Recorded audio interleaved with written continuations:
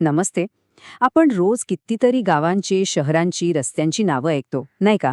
पण कधी असा विचार मनात आलाय की या साध्या वाटणाऱ्या नावांमध्ये कितीतरी वर्षांचा किंबहुना शतकांचा इतिहास दडलेला असू शकतो? आज आपण नावांच्याच या गूढ दुनियेत शिरणार आहोत. चला तर मग सुरुवात करूया. आता हे नाव बघा, संगडी कुंटा कबाडी गुडा. थोडं विचित्र वाटतंय ना ऐकायला, पण थांबा, हे फक्त काही अक्षरं एकत्र आलेली नाहीयेत. हे हे एक प्रकारचं ऐतिहासिक कोडं आहे, एक पझल जे आपल्याला थेट भूतकाळात घेऊन जाऊ शकतं. मग प्रश्न हाच आहे की एखाद्या नावात नक्की कोणती गोष्ट दडलेली असते, आणि समजा आपल्याला ती शोधायची असेल तर कशी शोधणार? चला, हेच रहस्य उलगडण्यासाठी काय लागतं ते पाहूया. तर नावांची ही जी कोडी आहेत ना, ती सोडवण्यासाठी एक खास शास्त्रच आहे.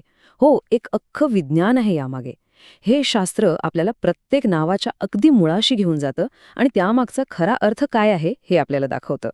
या अभ्यास शाखेला इंग्रजीमध्ये टोपोनिमी म्हणतात, म्हणजे स्थळनामशास्त्र. आणि हे जे शास्त्र आहे ना, ते इतिहासकार, भूगोलतज्ञ आणि भाषातज्ञांसाठी जणू काही एक गुप्त खजिना शोधण्याचं साधनच आहे.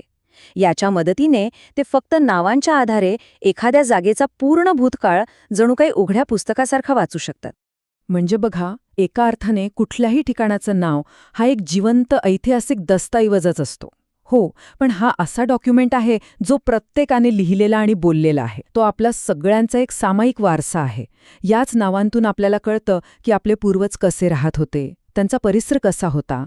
आता एक गोष्ट स्पष्ट आहे, फक्त संगडी कुंटा कबाडी गुडा हे नाव ऐकून आपण त्याचा पूर्णच्या पूर्ण इतिहास नाही सांगू शकत. ते शक्य नाही.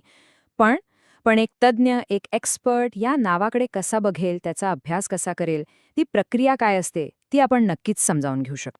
तर ही प्रक्रिया साधारणपणे 3 मुख्य टप्प्यांमध्ये होते. सगळ्यात पहिलं, नावाला त्याच्या छोट्या छोट्या अर्थपूर्ण भागांमध्ये तोडायचं. दुसरा टप्पा, प्रत्येक भागाचा मूळ अर्थ काय आहे त्याच्या मुळाशी जायचं.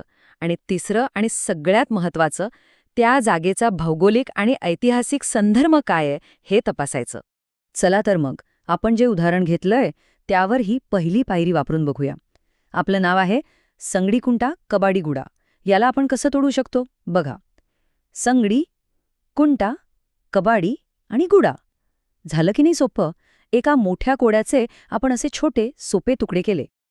आता ह्या तुकड्यांमध्ये काही शब्द त्या जागेचं वर्णन करणारे असू शकतात. उदाहरणार्थ, अनेक भारतीय भाषांमध्ये कुंटा या शब्दाचा अर्थ तलाव किंवा पाण्याचा साठा असा होतो, आणि गुडा म्हणजे एखादं लहानसं गाव किंवा वस्ती. मग उरलं काय? संगडी आणि कबाडी.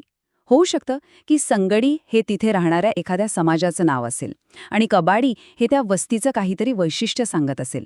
बघा, हळूहळू चित्र स्पष्ट होतंय की नाही? बरं, हे तर झालं एका नावाचं विश्लेषण. पण आता थोडं मोठं चित्र बघूया. म्हणजे जेव्हा आपण अशा नावांचा अर्थ शोधून काढतो, तेव्हा आपल्याला आपल्या जगाबद्दल, आपल्या इतिहासाबद्दल नेमकं काय नवं कळतं? आपण विचारही करू शकणार नाही इतकी माहिती या नावांमध्ये दडलेली असते. म्हणजे तिथे पूर्वी एखादा डोंगर होता की नदी वाहत होती, कोणती मोठी ऐतिहासिक घटना तिथे घडली होती, तिथले लोक पूर्वी कोणती भाषा बोलायचे, किंवा त्यांचा व्यवसाय काय होता, शेती की आणखी काही. या सगळ्या प्रश्नांची उत्तरं नावांमध्ये लपलेली असू शकतात. आणि सगळ्यात आश्चर्याची गोष्ट काय माहितीये? फक्त एका नावात हजारो वर्षांचा इतिहास बंदिस्त असू शकतो.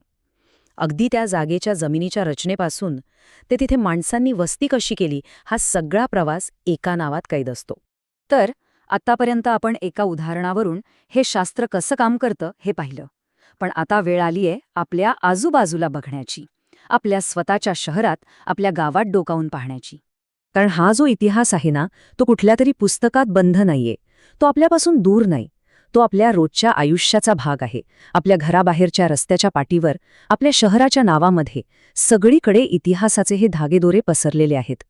म्हणून पुढच्या वेळी जेव्हा आपण एखाद्या रस्त्यावरून चालत असाल किंवा गाडीतून जाताना एखाद्या गावाची पाटी वाचाल, तेव्हा फक्त एक क्षण थांबा आणि विचार करा, या नावामागे कोणती गोष्ट लपली असेल, कोणता विसरलेला इतिहास दडला असेल. कारण प्रत्येक नावाला काहीतरी सांगायचं असतं. गरज आहे ती फक्त आपण कान देऊन ऐकण्याची.